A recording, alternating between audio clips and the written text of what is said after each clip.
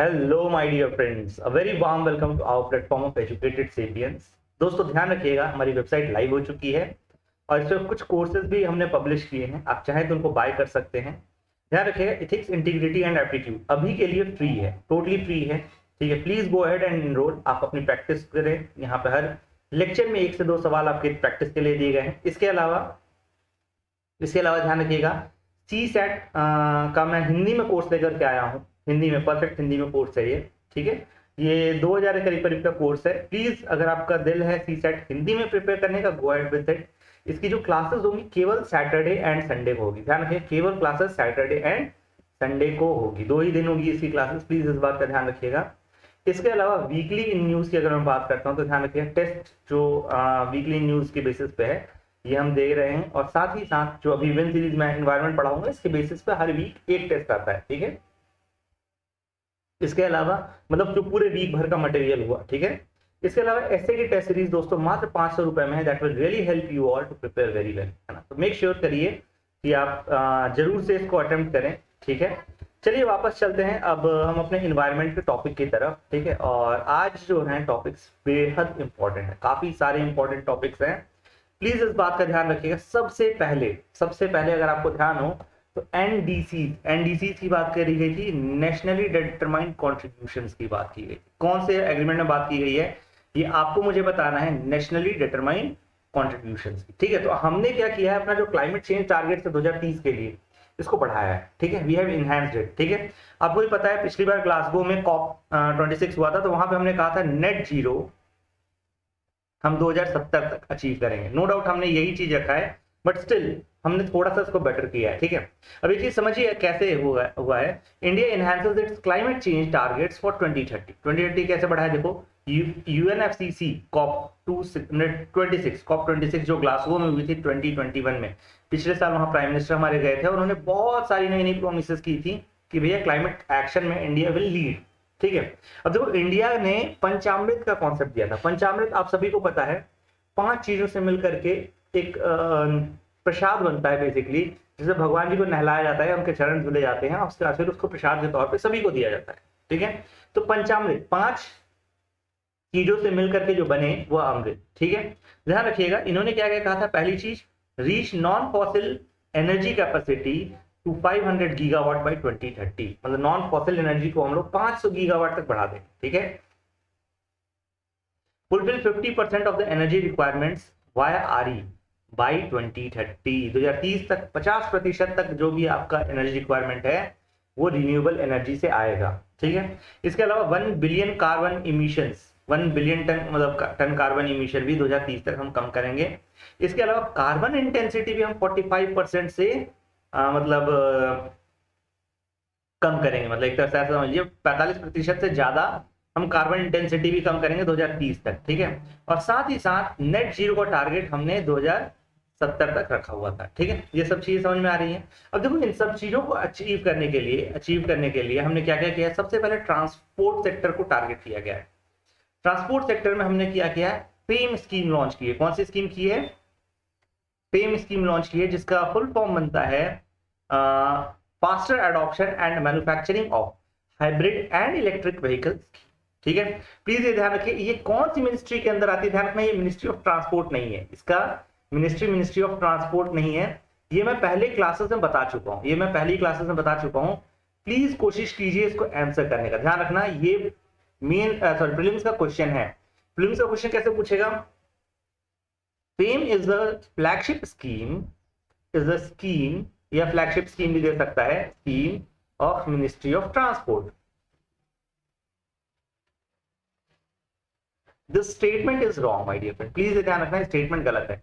तो इसका actual statement क्या होना चाहिए? What should I write in place of ministry of transport?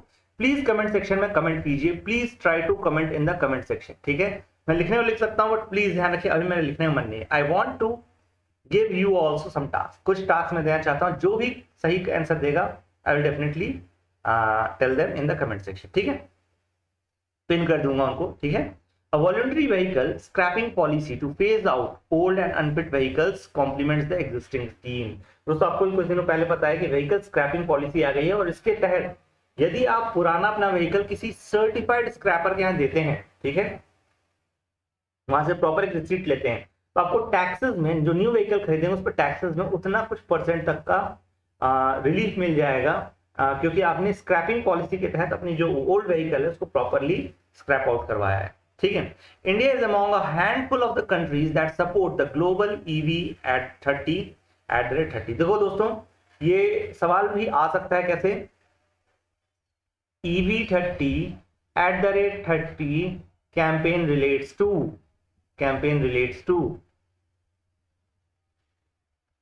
है ना, relates to, ठीक है, एविएशन सेक्टर,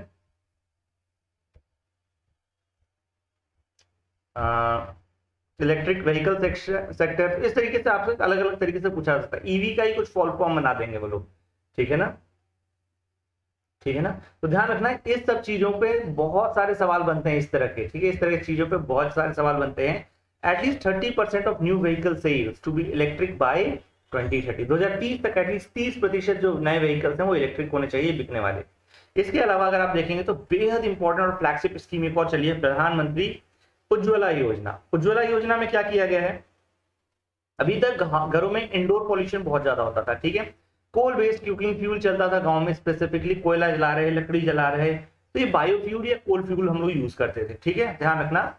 अब इसको कन्वर्ट करने की कोशिश की जा रही है एलपीजी कनेक्शंस में, किसमें कन्वर्ट करने की कोशिश की जा रही है, एलपीजी, ताकि फीमेल्स की हेल्थ तो सुधरे ही सुधरे, साथ साथ कार्बन एमिशन भी कम, ठीक है। Industries in low carbon transition के लिए क्या बोला जा रहा है, focus on generation of hydrogen from green power resources. Obvious सी बात है, electricity is the prime necessity, और इसीलिए अगर आप ग्रीन हाइड्रोजन लेकर आप आते हो तो बहुत सारी इंडस्ट्रीज की जो प्रॉब्लम्स है वो सॉल्व हो जाएंगे, ठीक है।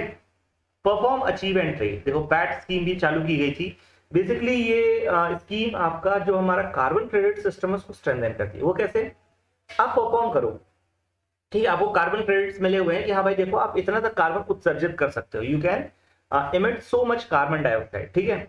आप अपने आप को इफिशियंट बनाओ, उससे कम कार्बन लेकर के आओ, ठीक है, कार्बन जो टारगेट्स हैं आपको दिए गए उससे कम कार्बन इमिट करो, और जो बचा हुआ डिफरेंस कार्बन है उसको बाहर ट्रेड कर दो, तो इससे क्या हो रहा है, एनर्जी इफिशियंसी पे काम हो रहा है, ठीक है, लार्ज एनर्जी इंटेंसिव इंडस्ट्रीज में भी, ठीक है। तो ध्यान रखिए, परफॉर्म अचीव एंड ट्रेड, ये बहुत इंपॉर्टेंट बन जाता है। फिर आता है आपका रामसर साइट्स, ठीक है। रामसर साइट्स क्या है आप समझना, रामसर साइट्स आपकी मार्शी एरियाज हैं उनको मार्क करता है, ठीक है, मार्शी एरियाज को मार्क करता है, प्लीज ध्यान रखना। रामसर साइट, जो भी इंडेंजर्ड मार्शी एरियाज रहेंगे उनको हम रामसर साइट्स की लिस्ट में डालते हैं। रामसर एक सिटी है जो कि ईरान में है, और वहां पे अभी कुछ दिन पहले ही ध्यान रखना कुछ साइट्स को जोड़ा गया था, अगर आपको ध्यान हो तो मैंने इस पे भी प्रॉपर क्लास ली है, ठीक है, पिछले वीक शायद कुछ ऐसा न्यूज में था जब कुछ रामसर साइट्स को जोड़ा गया था। अभी उस समय 54 हो गए थे रामसर साइट्स, ठीक है, अभी उसमें 10 और जोड़ दिए गए, और इसमें से 10 में से 6 तमिलनाडु में है, ध्यान रखना 6 तमिलनाडु में है। प्लीज मेक श्योर करके जाओ कि ये आप याद रखो, प्लीज ये ध्यान रखना, इनको याद रखना। जो भी नए अपडेट्स होते हैं दे आर अल्ट्रा इंपॉर्टेंट, मतलब extremely important from UPSC perspective, ठीक है, ध्यान रखना ये चीज कि 64 साइट अब टोटल हो गई है। पहली चीज तो ये ध्यान रखना है हमको, क्या क्या याद रखना है कि अभी total Ramsar sites in India 864, ठीक है। हालांकि ये टिल डेट है, अभी 1 साल का टाइम है, हो सकता है फिर से नई रामसर साइट्स जुड़े, ठीक है, तो इसको नंबर को हमेशा अपडेट रखना है। बट अभी के लिए जो है आज अगर मैं डेट आपको बताना चाहूं तो इट इज 13th of अगस्त को 64 है, ठीक है, 64 है। अब देखो इनमें नाम कुछ याद कर लो, कुंथनकुलम का क्या है, कुंथनकुलम तमिलनाडु में है, ध्यान रखना। ये largest reserve for breeding resident and migratory water birds है साउथ इंडिया में, ध्यान रखना ये सबसे बड़ा रिजर्व है breeding resident and migratory water birds का सबसे बड़ा रिजर्वायर है, ठीक है, रिजर्व है। फिर इसके बाद आता है gulf of Mannar marine biosphere reserve, ये भी तमिलनाडु में आता है। होप आपको पता है गल्फ ऑफ मन्नार कहाँ पे है, अगर नहीं पता तो please go ahead and look at the map, क्योंकि मैप में भी ये चीजें हो सकता है पूछी जाए, ठीक है।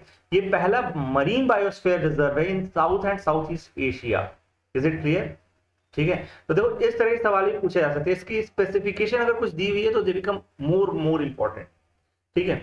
वेम्बानूर वेटलैंड कॉम्प्लेक्स तमिलनाडु में है, it is human made inland tank, human made inland tank. समझ में आ रही बात? बेसिकली इंसान ने अंदर जमीन में ही टैंक बना दिया है ना, ऐसा नहीं समंदर से जुड़ा हुआ है, नदी से जुड़ा हुआ है, नहीं, ह्यूमन मेड है, ठीक है, ध्यान रखना ह्यूमन मेड है। It forms the southern most tip of the peninsular India. दोस्तों ध्यान रखना, इसमें सवाल कैसा आएगा, recently a site has been included in Ramsar site, ठीक है, recently a human made inland tank has been included in Ramsar sites. It forms southern most tip of the peninsular India and is situated in Tamil Nadu and is situated in Tamil Nadu। अपने आप आपको दिमाग लगाना है कि ये वेम्बानूर wetland complex है जो कि मैन मेड है। दोस्तों इसी सिमिलर लाइन पे हरिके बराज पे भी सवाल आ चुका है, प्लीज ये ध्यान रखना, हरिके बराज पे पहले पास में सवाल आ चुका था जब हरिके बराज को वेटलैंड साइट डिक्लेयर किया था। तो प्लीज ये ध्यान रखना, ये बहुत इंपॉर्टेंट साइट हो जाती है अपने आप में, क्योंकि एक तो साउदर्न मोस्ट टिप बना रही है, दूसरी चीज मैन मेड है, ठीक है, मैन मेड इनलैंड टैंक है, ठीक है। फिर इसी तरह से कुथनकुलम देखो लार्जेस्ट बर्ड रिजर्व है in the south India, marine reserve देखो ये पहला है, ठीक है। तो ये सब पॉइंट्स आपको ध्यान रखने हैं, हो सकता है आपसे पूछ ले इस तरह से घुमा फिरा के, ठीक है। वेलोड बर्ड सेंचुरी के बारे में कुछ अलग स्पेसिफाइड नहीं है, but still it is in Tamil Nadu, important है, ध्यान रखना। वेदांग थंगल बर्ड सेंचुरी ये भी तमिलनाडु में है। ये ओल्डेस्ट बर्ड प्रोटेक्टेड एरिया है तमिलनाडु का, है ना, वन ऑफ द ओल्डेस्ट है, not that much important specification. Udaya Marthandapuram bird sanctuary, this is in Tamil Nadu again. Then Satkosia gorge, दोस्तों ध्यान रखना, सतकोशिया जॉर्ज है आपका ओडिशा में। ये बेसिकली महानदी रिवर के चारों तरफ फैला हुआ है। Basically it is the meeting point of the Deccan peninsula and the Eastern Ghat. Is it clear? तो देखो ये भी कैसे पूछा जाएगा, recently a Ramsar site from Odisha has been included in Ramsar, recently marshy area from the Odisha has been marked as Ramsar site.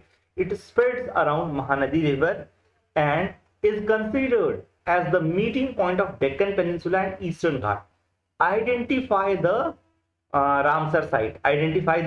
Ramsar site described above. जो Ramsar site ऊपर describe किया मैंने थोड़ी देर पहले, जो इंग्लिश में लाइन्स बोली, उसके हिसाब से आप बताइए कि कौन सा है।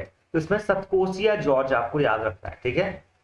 फिर आता है नंदा लेक, ध्यान रखना, नंदा देवी जो पहाड़ है वो नॉर्थ साइड में पड़ेगा, ठीक है। नंदा लेक का मतलब ये नहीं हो गया कि नॉर्थ में पड़ेगा, नंदा लेक से अक्सर आप कंफ्यूज कर सकते हो कि नॉर्दर्न इंडिया में होगा, उत्तराखंड में होगा, but it is in Goa, please ये ध्यान रखिएगा, Nanda lake is in Goa. और इसलिए फिर नंदा लेक भी इंपॉर्टेंट होता है क्योंकि लोगों को पता ही नहीं होगा Nanda lake, they will confuse in it, ठीक है, ध्यान रखिएगा, नंदा लेक में आप कंफ्यूज कर सकते हो, तो प्लीज मेक श्योर कि आपको ये याद है। रंगनाथिट्टू बर्ड सैंक्चुरी कहाँ पे है? कर्नाटका में है। रंगनाथिट्टू क्या है? Ecologically important riverine wetland of India rich in biodiversity. Not बहुत जनरलिस्टिक लिखा है, कोई टेंशन नहीं करनी, बस यह याद रखना रंगनाथिट्टू इज इन कर्नाटका। कोई मैच द फॉलोइंग करवा लिया तो आप परेशान नहीं होगे, फंसोगे नहीं कहीं पे, ठीक है। सिद्धपुर वेटलैंड की अगर मैं बात करता हूं तो मध्य प्रदेश में, ध्यान रखिए, सिद्धपुर वेटलैंड काफी अच्छी जगह है, विजिट करना चाहें जरूर विजिट कीजिए, ठीक है। Wild life protection amendment bill 2021, देखो दोस्तों wild life protection act WPA आप लोगों ने कई बार पढ़ा होगा, 1972 का एक्ट है, काफी लैंडमार्क एक्ट है, काफी इंपॉर्टेंट एक्ट है ना, काफी ज्यादा इंपॉर्टेंट एक्ट है, ठीक है। तो बिल्कुल ध्यान रखना, WPA इसको अमेंड करने की बात चल रही है, और ये जो बिल है अभी रिसेंटली ये लोकसभा से जस्ट पास हुआ। तो ध्यान रखना, इस पे एक PRS का बहुत अच्छा आर्टिकल है ना, I will share it in the group, है ना, टेलीग्राम ग्रुप पे मैं शेयर कर दूंगा, टेलीग्राम ग्रुप आप जरूर ज्वाइन कीजिए, t.me/UPSC/DP, ठीक है। और साथ साथ एजुकेटेड सेपियंस का भी ऑफिशियल टेलीग्राम ग्रुप है, तो प्लीज मेक श्योर करिए कि ज्वाइन करें, ठीक है। और बिल्कुल वहां से आप मतलब जो भी नोट्स चाहिए, जो भी डिस्कशन है आप कर सकते हो, जनरल डिस्कशन कर सकते हो, दिस इज अ ग्रुप, ठीक है। और जो भी नेसेसरी लिंक्स है आपको डिस्क्रिप्शन बॉक्स में मिल जाएंगी, आराम से मिल जाएंगी। PRS का ये आर्टिकल आप सभी को पढ़ना चाहिए क्योंकि बहुत ही इंपॉर्टेंट लैंडमार्क ये बिल होने वाला है, ध्यान रखिएगा, है ना। अगर ये पास हो जाता है तो लोकसभा से वैसे भी ध्वनि मत से, मतलब वॉइस वोट से इसको पास किया जा चुका है, ठीक है, 2 अगस्त को पास हुआ था ये, टू बी प्रिसाइज, ठीक है। अच्छा, अब देखो कि अगर मैं बात करता हूं तो इसने चेंजेस क्या किए हैं, ठीक है। तो ध्यान रखना कि लोकसभा ने वॉइस वोट से WPA बिल को पास किया है 2021 के, ठीक है अभी। और ये बेसिकली क्या करता है, क्यों पास किया है, क्यों अमेंडमेंट लाया जा रहा है, ताकि साइट्स आपको पता होना चाहिए, फुल फॉर्म क्या है इसका, convention on international trade in endangered species of wild fauna and flora, ठीक है। तो साइट्स को मतलब आपको इंप्लीमेंट करने के लिए हम WPA में अमेंडमेंट ला रहे हैं, ठीक है। अब देखो साइट्स की अगर मैं बात करता हूँ, 3 अपेंडिक्स दिए हुए, वहां क्या है, 3 अपेंडिक्स दिए हुए हैं। ध्यान रखिए, अपेंडिक्स 1 क्या है, trade permitted only in exceptional circumstances 3% of all species. दुनिया भर की 3% स्पीशीज को इसके अंदर रखा गया है, ठीक है। और ये बेसिकली कुछ एक्सेप्शनल सर्कमस्टांसेस में ट्रेड को अलाउ करता है, ठीक है। फॉर एग्जांपल अफ्रीकन राइनोसेरस है ना, थ्रेटेंड विद एक्सटिंक्शन, ये ऑलमोस्ट एक्सटिंक्ट होने की कगार पे। और आप देखोगे अफ्रीकन राइनोज में कुछ जो राइनोज हैं वो रियली में एक्सटिंक्ट हो चुके हैं, ठीक है।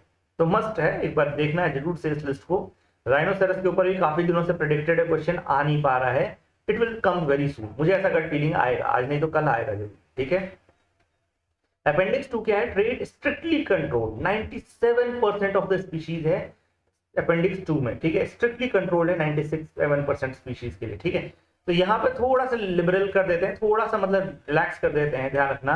फॉर एग्जाम्पल ऑर्किडा कैई है ना, at risk of becoming threatened होने की कगार पे है, इसीलिए हम लोग जो सारी स्पीशीज का लगभग 97% इस एरिया में रखते हैं। थोड़ा संभाल के ट्रेड करो, ठीक है। और यहाँ पे बहुत एक्सेप्शनल सर्कमस्टांसेस में ट्रेड कर सकते हैं, बाकी आप ट्रेड नहीं कर सकते हैं। इसके बाद आता है अपेंडिक्स 3। अपेंडिक्स 3 क्या होता है, कभी कभी कुछ स्पेसिफिक कंट्री में कोई स्पीशीज प्रोटेक्टेड है, कभी कभी किसी कंट्री में कोई स्पेसिफिक स्पीशीज हो सकता है प्रोटेक्टेड हो, ठीक है। वो गवर्नमेंट रिक्वेस्ट करेगी सर प्लीज हमारी हेल्प करो, प्लीज हमारी हेल्प करो इसके ट्रेड को रोकने में, है ना। फॉर एग्जाम्पल पैंगोलिन, अगर मैं बोलूं पैंगोलिन हो सकता है कि ये अभी इंडेंजर्ड ना हो, ठीक है, बट इंडिया में इसका ट्रेड बहुत बुरी तरीके से किया जा रहा है, ठीक है। इंडिया में सपोज करिए बहुत ज्यादा इसको मारा जा रहा है, तो इंडियन गवर्नमेंट रिक्वेस्ट कर सकती है सर प्लीज इसके ट्रेड को रोको, इसको अपेंडिक्स 3 में डालो, इसको अपेंडिक्स 3 में डालो। फॉर एग्जाम्पल इसका है चिलेनियन टोड, ठीक है। तो चिले देश ने ऐसा कहा होगा कि सर हमारा मेंढक है, थोड़ा बचा लो इसको, है ना। तो इसको अपेंडिक्स 3 में इन्होंने डाल दिया। इज इट क्लियर, ठीक है। अब देखो पहले आपको पता होगा, अगर WPA किसी ने भी थोड़ा बहुत भी पढ़ा है तो WPA मतलब वाइल्ड लाइफ प्रोटेक्शन एक्ट 1972 में इन टोटल 6 शेड्यूल्स थे दोस्तों। और ध्यान रखना इन 6 शेड्यूल्स के ऊपर मतलब एक सवाल भी आ चुका है पहले, ठीक है। 6 शेड्यूल के ऊपर स्पेसिफिकली पूछा था, 6 शेड्यूल के ऊपर पूछा था। Schedule 6 of WPA wild life protection act 1972 relates to और प्रोविजंस फॉर, ठीक है। तो ऑब्वियस सी बात है दोस्तों, लोग क्या सोचेंगे ये कभी प्लांट के लिए थोड़ा करे, वाइल्ड लाइफ प्रोटेक्शन है तो मतलब कहते हैं स्पीशीज की बात करता है हर जगह, है ना। ऐसा आपको फीलिंग आ सकती है और जेन्युइनली आई भी है, लोगों ने गलत किया है इस पे, ठीक है। जबकि अगर आप देखोगे तो शेड्यूल 1 एंड 2, अगर शेड्यूल 1 एंड 2 की अगर मैं बात करता हूं, ये मोस्टली आपके इंडेंजर्ड स्पीशीज से डील करते हैं। जो भी इंडेंजर्ड स्पीशीज होगी इंडिया में, जो लगेगा गवर्नमेंट को भैया कि ये इंडेंजर्ड है, इसकी हंटिंग नहीं होनी चाहिए, कुछ भी हो जाए कोई भी इन जानवरों को नहीं मार सकता, अगर मारता है तो इलीगल कहा जाएगा। They will be put in schedule 1 and schedule 2, ठीक है। फॉर एग्जांपल टाइगर, ठीक है। फिर आता है शेड्यूल 3 एंड 4, इसमें थोड़ा सा रिलैक्सेशन दी गई है, ठीक है, थोड़ी सी रिलैक्सेशन दी गई है, ठीक है। सेम प्रोविजंस हैं बट फिर भी थोड़े से रिलैक्स्ड हैं, ठीक है। तो शेड्यूल 3 एंड 4 को भी मारना मना है, मारना थोड़ा मना है, ठीक है। शेड्यूल 5 आता है वर्मिन, इसको बोलते हैं हम लोग वर्मिन कैटेगरी, वर्मिन। अब वर्मिन क्या होता है, वर्मिन होता है कभी ऐसे जानवर हो जाते हैं जो कि बहुत ज्यादा मात्रा में बढ़ जाते हैं, बहुत ज्यादा मात्रा में बढ़ जाते हैं, ठीक है। ध्यान रखना बहुत ज्यादा मात्रा में बढ़ जाते हैं। फॉर एग्जांपल डक हो गए, डियर हो गए, ठीक है। तो अगर चीफ वाइल्ड लाइफ वार्डन है, उनकी परमिशन हो तो फिर हम ऐसे जानवरों को कल कर सकते हैं, किलिंग कर सकते हैं, मार सकते हैं, ठीक है। इनको हंट करना अलाउड हो जाता है, ठीक है। एक्चुअली मैंने अभी देखा था कि एक गो डक या समथिंग कुछ करके एक बहुत अच्छा एथिकल कंसर्न आया था।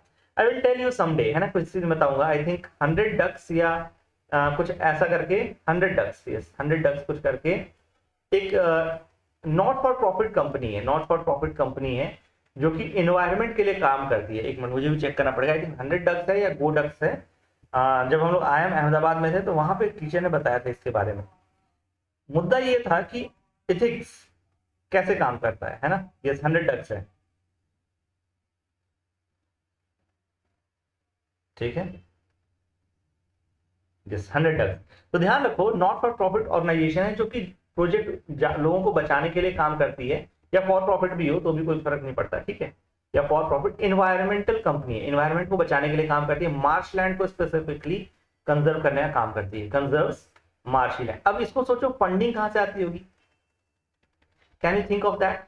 इसकी जो फंडिंग है, मैक्सिमम फंडिंग कौन करता है इसकी? जो डक हंटर्स हैं वो करते हैं। क्यों डक हंटर्स करते हैं? Can you think of that? है ना? तो डक हंटर्स ये पैसे लेती हैं, क्यों लेती हैं? क्योंकि ये कहते हैं कि देखो भैया, इन्वायरमेंट अगर नहीं बचेगा तो डक्स नहीं बचेंगे, जब डक्स नहीं बचेंगे तो फिर गेम इसको गेम कहा जाता है। गेम मतलब कि जाकर हंटिंग करना एक पर्टिकुलर सीजन में, ठीक है, तो गेम नहीं कर पाओगे, है ना? तो जो लोग रिच हैं, जो लोग डक हंटर्स होते हैं, डक्स को हंट करने के लिए जाते हैं, वो लोग इस ऑर्गेनाइजेशन को डोनेशन देते हैं, साथ ही साथ इस पे फीस भी लगती है अच्छी खासी। तो 100 डक्स, आई होप ये क्रिस्टल क्लियर है ना? तो अब ये अच्छा काम कर रहे हैं, बुरा काम कर रहे हैं, डक्स को तो मरवा रहे हैं, है ना? तो ध्यान रखना, कभी कभी कुछ जानवर होते हैं वो बहुत ज्यादा मात्रा में जब बढ़ जाते हैं, जब आजू बाजू के लिए थ्रेटन होने लगते हैं, इकोसिस्टम के लिए थ्रेट बनने लगते हैं, तो वी कॉल देम वर्मिंग, ठीक है, और उनको फिर कल किया जाता है या फिर मारा जाता है सिस्टमेटिकली, ठीक है, तो वो मतलब उससे इकोसिस्टम में फिर से बैलेंस क्रिएट हो जाता है, ठीक है। फिर आता है शेड्यूल 6। शेड्यूल 6 पे दोस्तों यूपीएससी में सवाल आ चुका है, ध्यान रखिएगा। ये बेसिकली कुछ प्लांट्स को उगाने के लिए, है ना, कुछ प्लांट्स को उगाने के लिए स्पेसिफिक परमिशन की बात करता है, आपको परमिट लेना होगा। फॉर एग्जाम्पल, आप चाहो तो भी पिक्चर प्लांट अपने घर में नहीं उगा सकते हो, ध्यान रखना, पिक्चर प्लांट अपने घर पे नहीं उगा सकते हो, ठीक है, ठीक है ना? तो पिक्चर प्लांट आप अपने घर पे नहीं उगा सकते हो, ठीक है, ध्यान रखना ये चीज। और इसके अलावा और भी जो इंसेक्टिवोर प्लांट्स हैं वो उनको आप नहीं उगा सकते हो, ये देख कम अंडर शेड्यूल 6, ठीक है। तो इसको उगाने के लिए स्पेसिफिक परमिट लगेगा, स्पेसिफिक परमिट लगेगा। बेसिकली ये concerns cultivation and plant life and gives teeth to setting up more protected animal parks, ठीक है, इज इट क्लियर? तो बेसिकली लाइसेंस देता है कुछ सर्टेन प्लांट्स को उगाने के लिए, ठीक है। अच्छा, अब देखना, वाइल्ड लाइफ प्रोटेक्शन एक्ट की मैं बात बोलता हूं, तो मैंने अभी 6 शेड्यूल आपको समझा दिए, 6 शेड्यूल समझा दिए। अभी जो नया बिल आया है, अभी जो नया बिल आया है उसमें मात्र 4 प्रोविजन है, 4 शेड्यूल हैं। ध्यान रखिएगा, वर्मिंग को हमने एलिमिनेट कर दिया है, वर्मिंग को हमने एलिमिनेट कर दिया है, ठीक है, उसको सस्टेनेबल प्रैक्टिस के अंदर हम कर सकते हैं, ठीक है। बट ओवरऑल किसी भी जानवर को वर्मिंग क्यों डिक्लेयर करना? ओवरऑल किसी भी जानवर को वर्मिंग क्यों डिक्लेयर करना? नो वन इज वर्मिंग, ठीक है, उसकी भी सेल्फ रेस्पेक्ट एक तरह से ऐसा कहना चाहिए, ठीक है। तो शेड्यूल 5 को हमने ओमिट कर दिया है अभी रिसेंट वाले बिल में, ध्यान रखना, रिसेंट वाले बिल में, ठीक है। तो अभी शेड्यूल 1 में क्या है? हाईएस्ट लेवल ऑफ प्रोटेक्शन, जो सबसे ज्यादा प्रोटेक्शन है, जैसे शेड्यूल 1 एंड 2 था, ठीक है। शेड्यूल 2 में क्या है? जिसमें थोड़ा सा कम प्रोटेक्शन मिलेगा, थोड़ा सा कम मिलेगा। शेड्यूल 3 में जो शेड्यूल 6 में था, शेड्यूल 3 में डाल दिया, ऐसा समझ सकते हो आप, है ना। बेसिकली इसमें प्लांट्स को बचाने की बात की गई है, ठीक है। शेड्यूल 3 दैट कवर्स प्लांट्स, ठीक है। और शेड्यूल 4 रखा है हमने, शेड्यूल 4 रखा है हमने जो साइट्स के अंदर स्पीशीज आती हैं, फॉर एग्जांपल अपेंडिक्स 2 है, अपेंडिक्स 3 है, अपेंडिक्स 1 है। देखो, इंडिया का अपना लोकल इकोसिस्टम है, इंडिया का अपना लोकल इकोसिस्टम, तो WPA उसको केटर करता है, लोकल इकोसिस्टम को। साइट्स जो था इंटरनेशनल बॉडी है, तो ये इंटरनेशनली देखता है। हो सकता है हमारे यहाँ लेपर्ड खत्म हो चुके हैं, बट बाहर के देशों में खूब सारे मिलते हैं, हो सकता है ना। तो ध्यान रखो, हो सकता है लेपर्ड इंडिया के लिए एक्सटिंक्ट हो बट बाहर के लिए नियर थ्रेटेंड हो, है ना। तो ध्यान रखना, WPA या साइट्स जो है वो अलग तरीके से थोड़ा काम करता है ना, और दोनों ही अलग अलग तरीके से काम करते हैं। तो अब हम कोशिश कर रहे हैं शेड्यूल 4 में साइट्स कॉम्प्लायंट बनाए, है ना, साइट्स कॉम्प्लायंट बनाए, ठीक है। It removes the schedule for worming species. I hope ये क्रिस्टल क्लियर, आपको याद रहेगी सारी चीजें। ध्यान रखना, इस पर सवाल आ सकता है, बेहद महत्वपूर्ण बिल है, बहुत महत्वपूर्ण बिल है, ध्यान रखना, ठीक है। और सबसे बड़ी बात है, इंडियन फॉरेस्ट सर्विसेज भी होता है, इंडियन फॉरेस्ट सर्विसेज भी होता है दोस्तों, ठीक है, सिविल सर्विसेज के साथ में ही, है ना। तो वहां के कारण भी ये बहुत इंपॉर्टेंट हो जाता है, ध्यान रखना, ठीक है। अब देखो, इसके अलावा ये जो प्रोविजन है, इसमें इन्वेजिव एलियन स्पीशीज का भी प्रोविजन था, ठीक है। अभी क्या है, सेंट्रल गवर्नमेंट के पास पावर दी गई है, जो अभी अमेंडमेंट हो रहा है, ठीक है, अमेंडमेंट हो रहा है, उसमें सेंट्रल गवर्नमेंट को पावर दी गई है कि भाई देखो, इंपोर्ट, ट्रेड, पोजीशन और प्रोलिफरेशन ऑफ इन्वेजिव स्पीशीज को रोक सकती है, ठीक है। फिर कंट्रोल ऑफ सैंक्चुरीज की अगर मैं बात करता हूं, सैंक्चुरीज किसके कंट्रोल में रहेगी? तो देखो, एक चीफ वाइल्ड लाइफ वार्डन होंगे, चीफ वाइल्ड लाइफ वार्डन होंगे, जो कंट्रोल करेंगे, मैनेज करेंगे और मेंटेन करेंगे सारी सैंक्चुरीज इन स्टेट को, ठीक है। स्टेट लेवल ऑफिसर होगा। और ये चीफ वाइल्ड लाइफ वार्डन कौन अपॉइंट करेगा, ध्यान रखना, इनको सेंट्रल गवर्नमेंट नहीं करेगी, इनको स्टेट गवर्नमेंट करेंगी, ठीक है। अगर आपको पता हो तो फॉरेस्ट सर्विसेज भी आपका स्टेट कैडर का एग्जाम है ना, ऑल इंडिया सर्विसेज है ना, स्टेट कैडर इसमें अलॉट होता है आपको, ठीक है। ये ऑल इंडिया सर्विस है, क्या है, ऑल इंडिया सर्विस है, जिसमें अपॉइंटमेंट तो आपका सेंटर करेगा, लेकिन आप काम किसके साथ करोगे, स्टेट गवर्नमेंट के साथ करोगे। तो ध्यान रखिएगा, स्टेट गवर्नमेंट ही चीफ वाइल्ड लाइफ वार्डन भी बनाएगी, ठीक है। The bill specifies the action of chief warden must be in accordance with the management plans for the sanctuary. These plans must be prepared as per the guidelines of the central government and as approved by chief warden. इसमें एक चीज और ध्यान रखना, schedule 5 को कहीं से भी वायलेट नहीं करना है आपको, शेड्यूल 5 को, या फिर जो आपका पेसा एक्ट है ना, या फिर फॉरेस्ट राइट्स एक्ट है ना, forest and tribal rights act है, ठीक है, फॉरेस्ट राइट एक्ट है, इन सबको किसी को भी वायलेट नहीं करना है, इन सबको साथ में लेके चलना है, इन सबको साथ में लेके चलना है। तो ध्यान रखना, जो भी कुछ करेंगे हम लोग इनके साथ मिलकर के ही करेंगे, ठीक है, तो ये चीज ध्यान रखनी है, ठीक है। इसके अलावा कंजर्वेशन रिजर्व की बात करें तो ध्यान रखना, स्टेट गवर्नमेंट जो है ये नेशनल पार्क्स और वाइल्ड लाइफ सेंचुरीज जो डिक्लेयर होती है उसके आजू बाजू के area of conservation reserve declare कर सकती है। इससे क्या होगा, एक बफर जोन क्रिएट होगा, नेशनल पार्क हो गया, उसके आजू बाजू कंजर्वेशन पार्क हो गया जहां पे बहुत लिमिटेड एक्टिविटीज अलाउड है, ठीक है, और फ्लोरा और फौना काफी कुछ बचा रहेगा, काफी हद तक बचा रहेगा।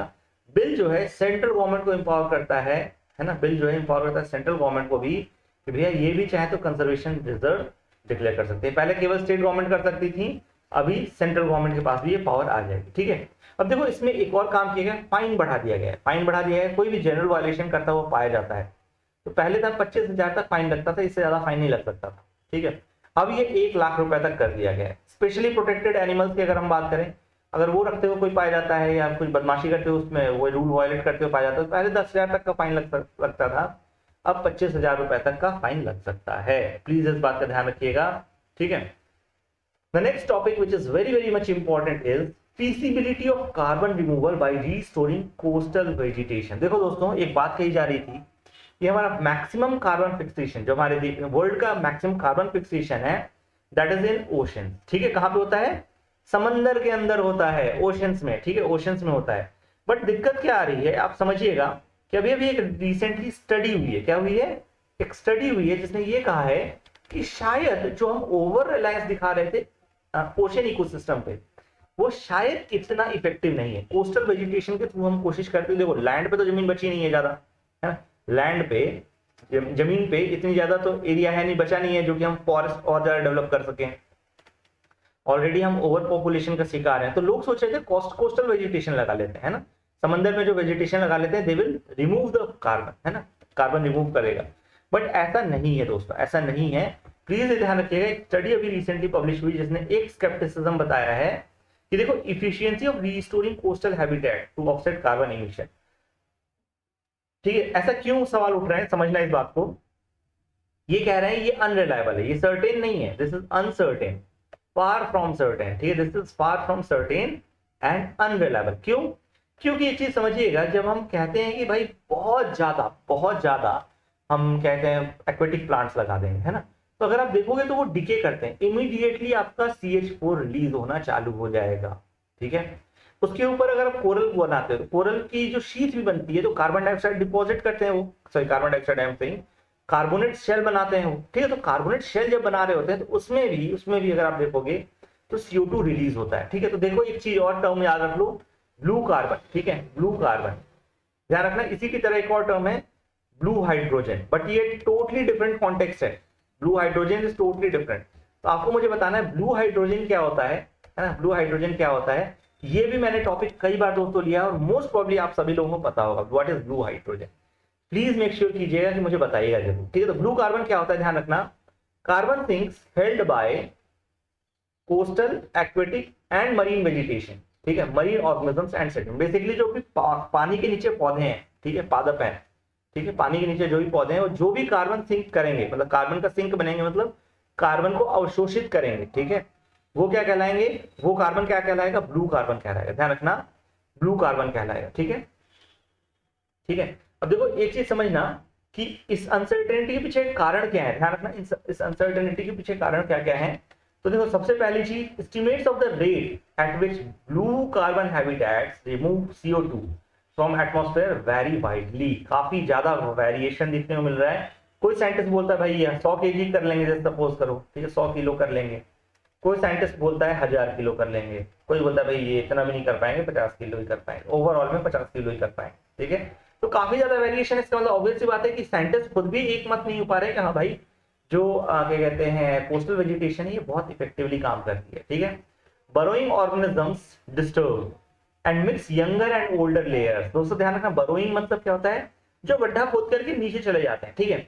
अब देखो एक चीज समझना, जो समंदर के नीचे मैक्सिमम लेयर हो जाती है, जो मैक्सिमम फॉसिल फ्यूल्स जाते हैं, they are due to deposition of sediment. Sediment कहां से आते हैं, जैसे नदियां हैं, गंगा नदी है, गंगा नदी हिमालय से निकलती है, पूरा मैदान को इरोड करते हुए, सैंड उठाते हुए वो जाकर के समंदर में मिलती है, समंदर में जाकर के अपने फॉसिल्स डंप करती है, ठीक है। अब प्रॉब्लम क्या होता है, जो बरोइंग एनिमल्स होते हैं, जो मरीन एनिमल्स होते हैं, उनमें भी कुछ बरोइंग एनिमल्स होते हैं। टेंशन मत लेना कि खरगोश ही बरोइंग होता है, नहीं नहीं, खरगोश समंदर के अंदर नहीं जाएगा, ठीक है, ध्यान रखना। ये क्या करते हैं, ये ना थोड़ा थोड़ा ऐसा मछलियां होती हैं एक तरीके की, वो पूरा ना मिट्टी उथल पुथल कर देती हैं। तो उससे क्या होता है, यंग और ओल्ड दोनों सॉइल मिल जाते हैं। इससे क्या होता है, कार्बन डेटिंग की प्रोसेस से आप एज नहीं पता कर पाओगे, और साथ साथ लेयरिंग के थ्रू भी एज नहीं पता कर पाओगे, है ना।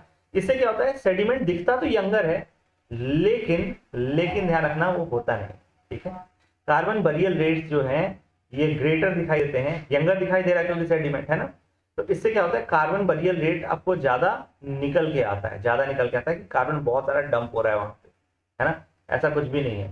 Much of the carbon buried in the coastal sediment comes from soil from the land and carried by reverse. Imported carbon, ध्यान रखना, ये खुद का कार्बन ये लोग नहीं करते डिपॉजिट, ये इंपोर्टेड कार्बन होता है। Most of the carbon imported carbon होता है, ठीक है।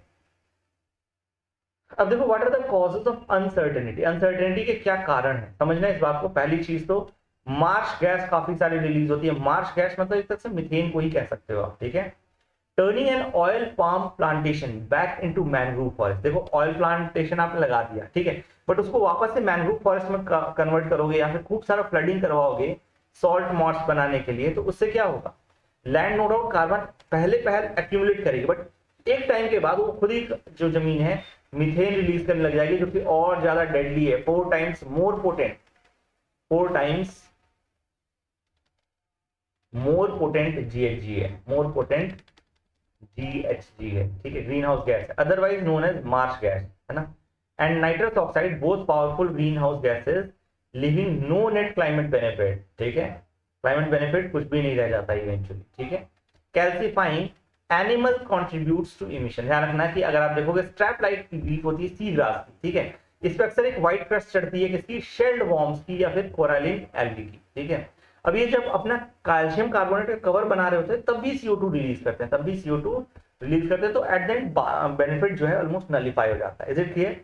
अब देखो दोस्तों एक चीज समझना, अभी कुछ दिन पहले ही मैं पढ़ रहा था, कुछ दिन पहले क्या, अभी रिसेंट की न्यूज है, ये कहा जाता है रशिया कितना लॉस में हो सकता है ना।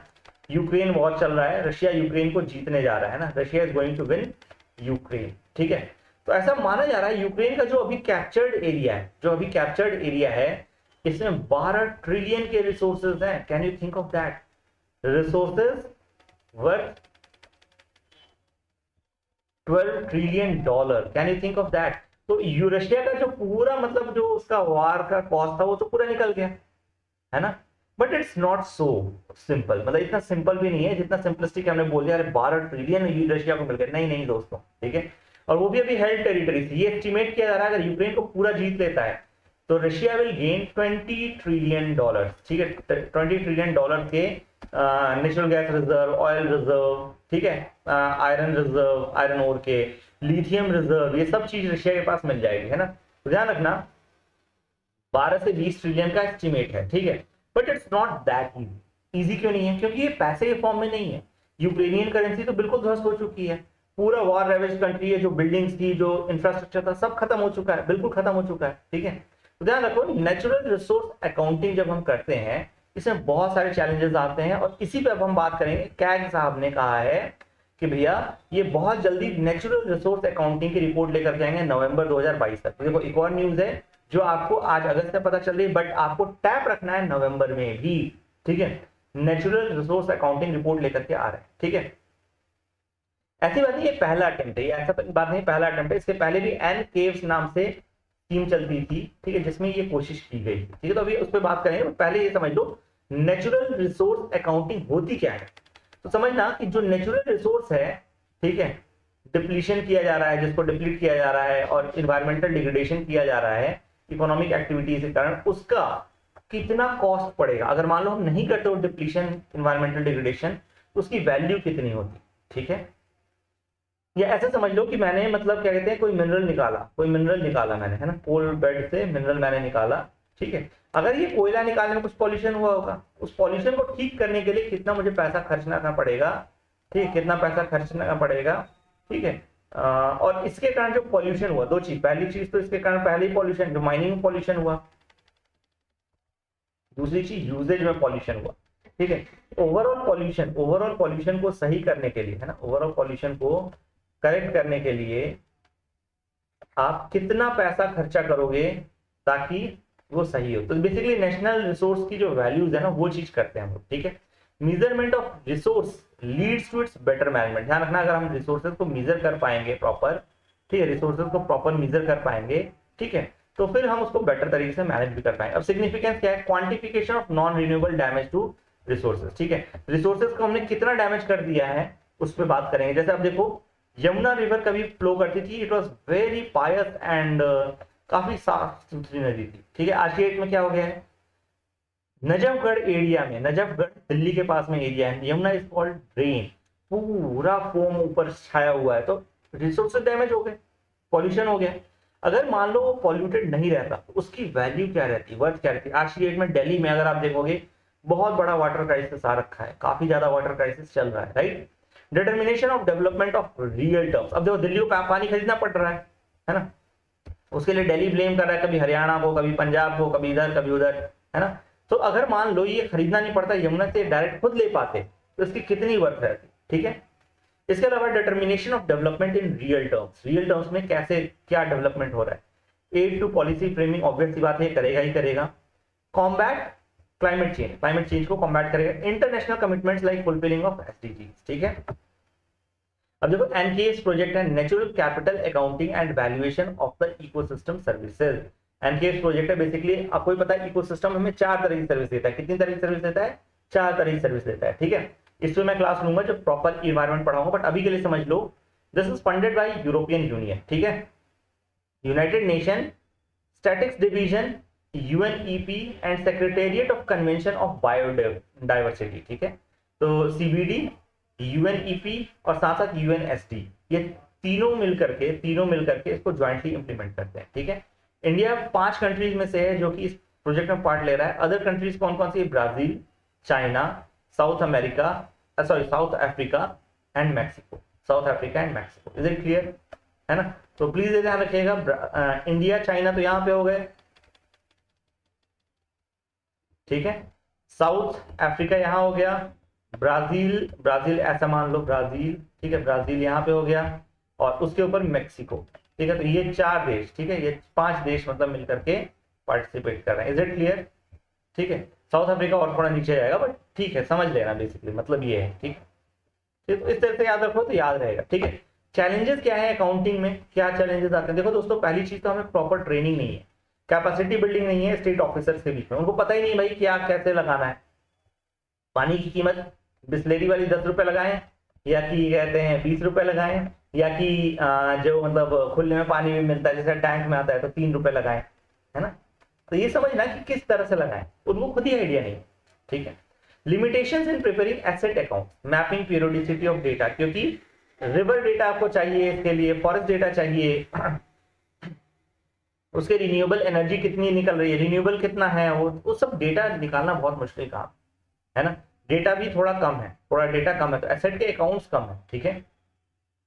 बहुत सारी एजेंसीज इन्वॉल्व हैं डेटा कलेक्शन ऑफ रिसोर्सेज में, और इसके कारण डेटा शेयरिंग और डेटा कॉन्फ्लिक्ट का भी इशू आ सकता है। आपको ही पता है दोस्तों, कभी भी जल्दी कोई भी डेटा शेयर करने को राजी नहीं होता है डिपार्टमेंट। अगर आपने गवर्नमेंट सेक्टर में काम किया हो, ज्ञान खूब देंगे, खूब बड़ी बड़ी बातें करेंगे, बिठा के 2 घंटे आप सुनाएंगे, the moment you will ask for data they will say भैया या तो प्रॉपर आप मेल करवाइए, या फिर हम देखते हैं, मतलब हम नहीं दे पाएंगे। मेल के बाद भी वो टरकाने की कोशिश करते हैं, तो ये ध्यान रखना, नेशनल रिसोर्स अकाउंटिंग होता है। With that I end this session, my dear friends. Thank you for attending the classes. and please do like, share and subscribe to us. ठीक है, I hope you have learned something new today and yes, let's meet tomorrow again with the win series. कल हम लोग society और एक दो और topic कैसे देखें. ठीक है, yes my dear friends, with that I end this session. Please do like, share and subscribe. अपने दोस्तों को बताइए कि ऐसा विन सीरीज भी चल रहा है. ये आपकी हेल्प करेगा प्रिपरेशन में. कैसे हेल्प करेगा? ऑब्वियसली बात है, आपको रिवीजन में हेल्प रहेगी और सब्जेक्ट वाइज सारे नोट्स इसमें मिल रहे हैं. आप देख सकते हैं यहाँ पे भी हमने कोर्सेज बना रखे हैं. प्लीज मेक श्योर कीजिए कि ये चीज सही हो जाए. ठीक है, yes my dear friends, with that I end this session. Thank you for attending this class. Bye bye and have a great day. Bye bye.